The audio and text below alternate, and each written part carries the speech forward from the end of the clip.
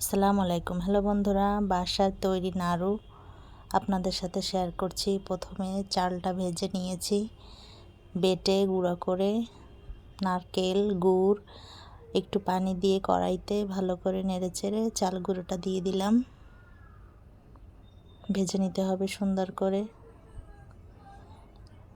ভালো করে মাখাতে হবে যাতে কোথাও শুকনো না থাকে। এভাবে নেড়েচেড়ে নামাতে হবে।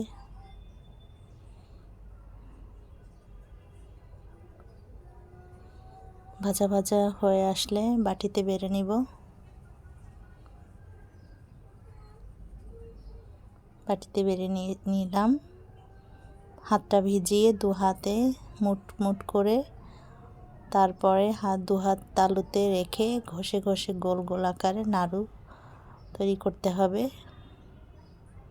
এভাবে অনেকটা গরম, খেতে অনেকটা সুস্বাদু। আমি তো বানানোর সময় খাচ্ছিলাম আর বানাচ্ছিলাম, অনেকটাই মজা।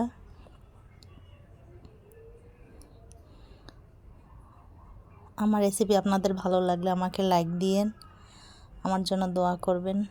বাসায় তৈরি করে পরিবারের সবাই মিলে খাবেন। এটা অনেক সুস্বাদু, খেতে অনেকটাই মজা। ছোট বড় সবাইরই খুব প্রিয় হাতে তৈরি নাড়ু।